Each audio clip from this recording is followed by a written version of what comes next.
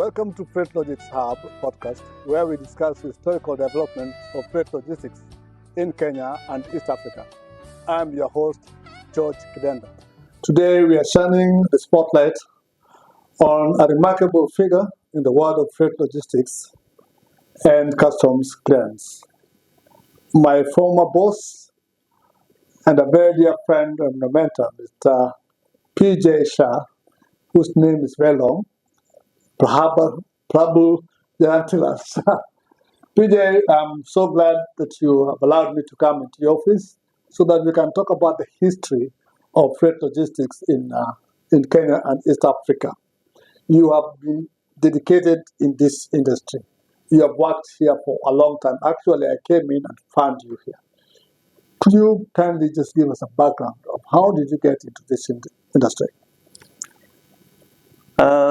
Let me start with I finished my secondary education at that time. It was Cambridge Secondary Certificate in 1961 November. And because of lack of finance, I could not go for further studies. So my father asked me to find a job.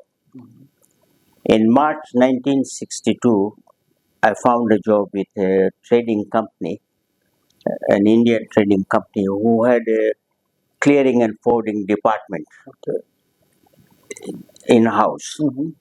So I joined them and I started going to customs long room to lodge documents and to get the documents passed, etc.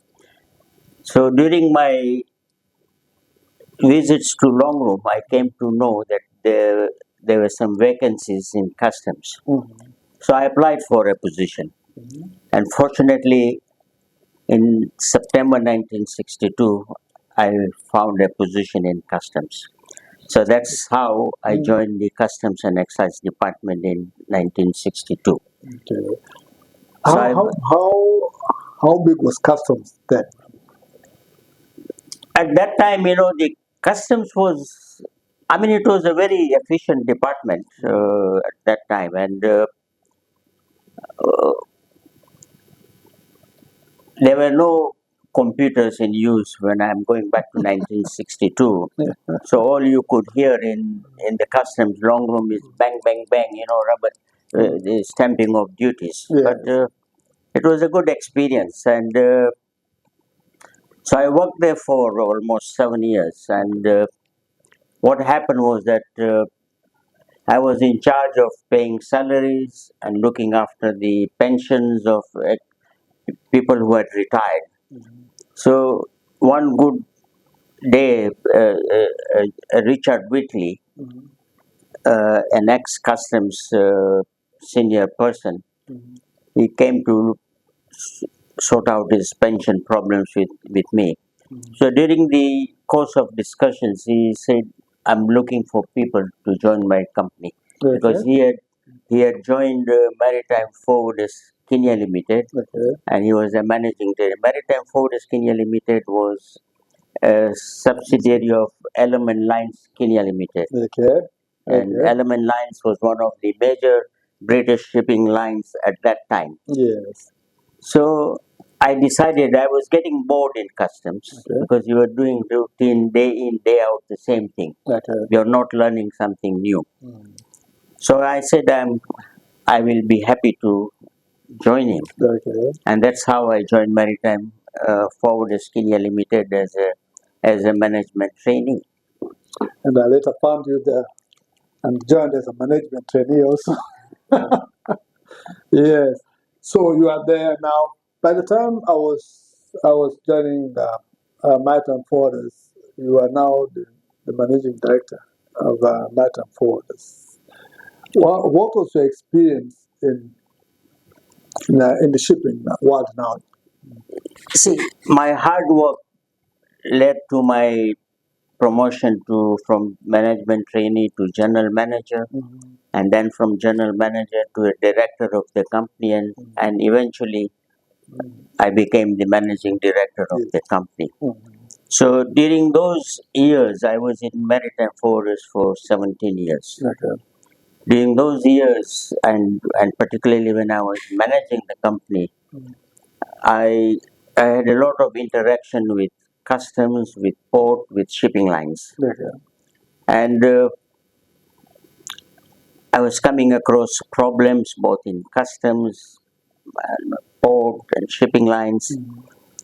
And I used to write letters to them pointing out problems. And so my interest in clearing and forwarding grew from there. So in element lines, is that where PCC Tenderano was? Yes. Yes. Okay. Yes. How was the link between element lines, maritime forwarders, and Leopold Walford shipping? You see, Leopold Wolford Shipping came in as I think they are the ones who bought out the Element Line's interest Yes. in maritime forwarders Maritime Kenya forward. Limited. Yes. So they came in. I still continued as the MD of the company. Then, sometimes around in 1985, there was a government directive that clearing and forwarding agents should be majority local Yes. shareholding. Yes.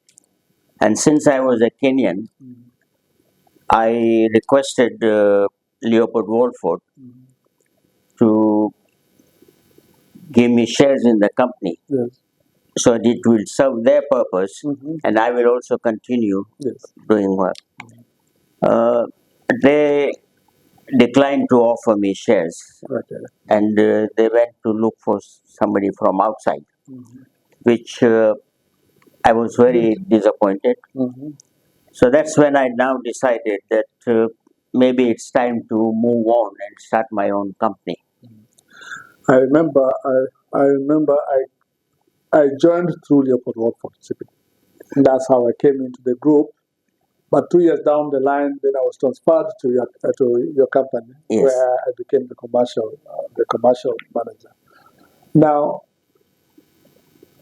during this time, I think this is the time when containers were coming to East Africa.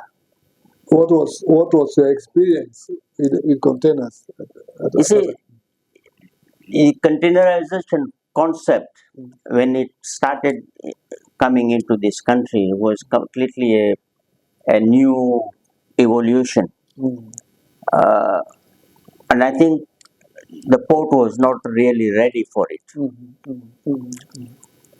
So now that's when the government started now looking into ways and means of converting the port into a container operations depot. Yes. And so when the ICD Embakasi was being planned, Yes. I was involved in the documentation procedures. Okay. So, and I think eventually, I think the government got the act right, and I think the port uh, invested a lot of money in buying container handling equipment. And And with Element Lines, you started the Kenya container terminals. yes, I think at that time there was, I mean, I was not directly Not involved, directly, but Element. it was part of Yes. the group. Okay. So that's we have the background here, but now what you are known for in Kenya and East Africa is your expertise in customs. And I know that you have played a crucial role in developing the curriculum for training our members. What motivated you? See, first, let us start with the clearing and forwarding industry at that time was completely disorganized. Everybody was on his own. So I think in 1979.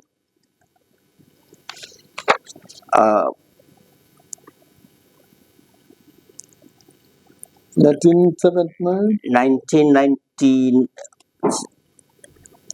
sorry, In 1979, when you came up with the Kenya. No, we had this. No, we had this letter from the assistant price controller, Yes. who directed that all the clearing, I mean the clearing and forwarding services were going to be wettable, Mm-hmm. were subject to Right. VAT. Mm-hmm. So I was not very happy with that. Mm-hmm. So I arranged for some 26 clearing agents to get together Mm-hmm. to look at what could be done to challenge that. Okay. And in the process, we mooted the idea of forming an association. Okay. That is when now the first association, Kenya Clearing Forwarding And warehousing. Warehousing Association, Mm-hmm. was in 1981. Okay. So that is how now the industry now became sort of as one entity. Okay. At that time, there was an unregistered association in Mombasa Shipping and Transport Association, but it was an unregistered, which was Mm. so it was not really. It was not a live association. Okay. Then we had Kenya Air Freight Forwarders Association in Nairobi. Okay. So when we decided to form this association, we discussed this idea with Kenya Air Freight Forward, and it was then agreed that the two associations will be one. Okay. So the Air Freight Forwarders Association was closed down, Okay. and we became one association. Mm. Okay. So one association, um, but with two branches in Nairobi and Mombasa. Mombasa. Yeah. Okay. Now, with time, I think what came to pass was that this your association was thought to be representing the bigger companies. Okay. Yeah, I mean that was the allegation Yeah. by the small clearing and Yes. they were. You see, these allegations arose because the association decided to increase the membership fees by just a 1,000 shilling, which the members were not prepared to pay. Okay. So, I mean, basically, the small clearing and forwarding agents were not prepared to pay. So, in the process, a rival association came into being. That was the Kenya Association of Freight Forwarders, Yes. which was formed in 1996. So, we now had a dilemma. There were two associations operating side by side. It was creating problems for both the Kenya Ports Authority and also the Kenya Revenue Authority. So the then Commissioner of Customs requested us to sit down together and see if we could merge into one association. Yes. Yes. Unfortunately, after several meetings under the chairmanship of the Commissioner of Customs, Yes. we came to an agreement, and a new association in the name of Kenya International Freight and Warehousing Association was formed in 1999.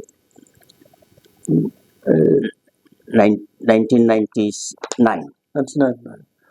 This is a time where we had very prominent leaders in your association. Yeah. You were there. John Safari was there. Samson Degwa was there in Nairobi.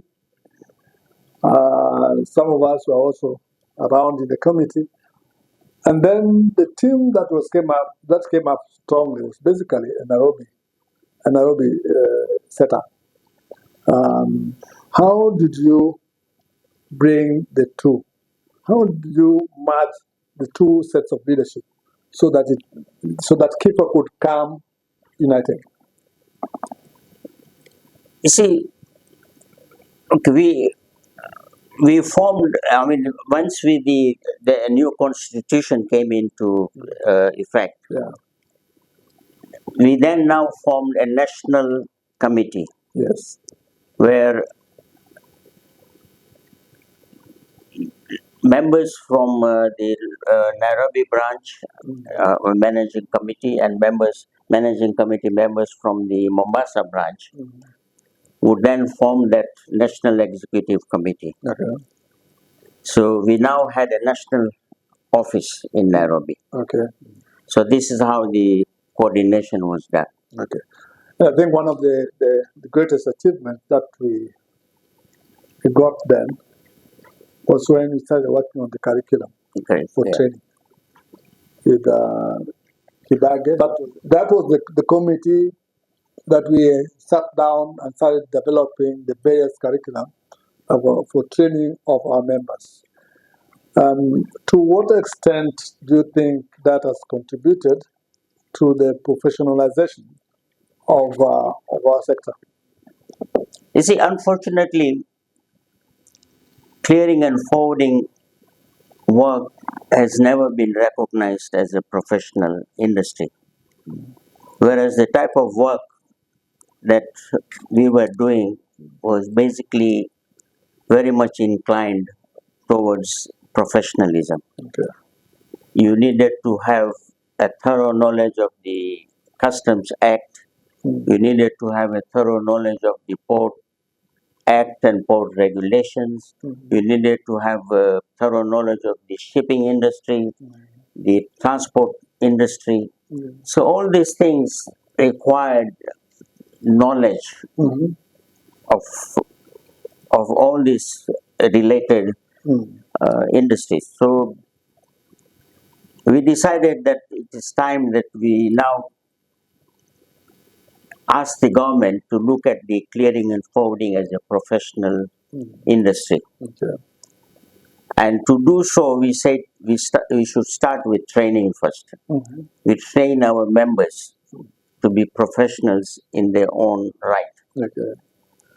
So there was a training subcommittee which was formed by the association. I was one of the members.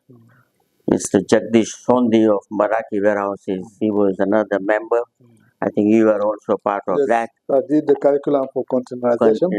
Yeah. And Jagdish Sondi was very, very enthusiastic. Yes. And he really sacrificed a lot of time in having this diploma course at Mandari, worked up. We set up an office somewhere here. Remember, after the formation, I think it was during John Safari's time, when we set up a training. It was in this building. It is here, this building. It was in this building on the third floor. What became of it? You see, unfortunately, I mean, we had a lot of support at that time. Even Trademark East Africa, Yes. I think, gave us some 50 computers. Yes. So we set up, I mean, we had a whole floor in this building as our secretariat. So we set up a dedicated office to train our members because Customs had now started looking into bringing Simba, Yes. the computerization program. Yes. But because of leadership wrangles, the training did not really go well. And eventually, I think we could not pay our rent for the offices. I think auctioneers came and took away the computers. So it was really a sad situation at that time. So today I want you to look at that camera. Okay. And talk to our members. What is it? Why are we failing in all these good initiatives, what as a senior member of this sector, what is your advice to Kifwa members with regard to professionalizing the management of the association and taking care of its assets? See, I've always believed that there should be certain stringent standards set up for someone to become a member of the association. You must have some limited capital available. You must have offices which can be established. You must have professional staff employed who have gone through the training at Bandari College, the training at Kesra. So, and you see, we are collectors of revenue on behalf of the government. Yes. So it was it's very essential that we have that financial sort of responsibility on our head. And unfortunately, because of politics, that the big clearing agents were trying to uh, take over the businesses. They did not want the small clearing agents. That's why they were proposing all these stiff regulations. This did not take place. So I think, again, as I said, it is time that the industry is recognized by the government as a professional industry. There should be an act of parliament, just like uh, the lawyers, the accountants. the doctors. So we are self-regulated. Okay. One of the projects that we worked with him recently was the Mombasa Port Charter. PJ, I think it is almost 3 or 4 years now. Do you think that we are on the right path with this? Are the things that we dreamed of when during the review, are we achieving them? See, I was the one who mooted the idea to KPA that we should have a think tank uh, forum where all the CEOs, not the junior staff, but the CEOs of every government organization, whoever was involved in the clearing and forwarding process, we should get them and discuss the problems that are facing the industry. So this is how in 2013 we mooted the idea of having a port charter. Yes. And the whole purpose of the port charter was that you hold every stakeholder, including clearing agents, transporters, shipping line, and the providers of services like KPA, port, and the other government agencies responsible for their acts and omissions, with guaranteed timelines of service delivery, 24-hour working. It was very essential. That was the main idea, that clearing and forwarding, we were only working up to maybe 6 in the evening. No activity was taking place at night.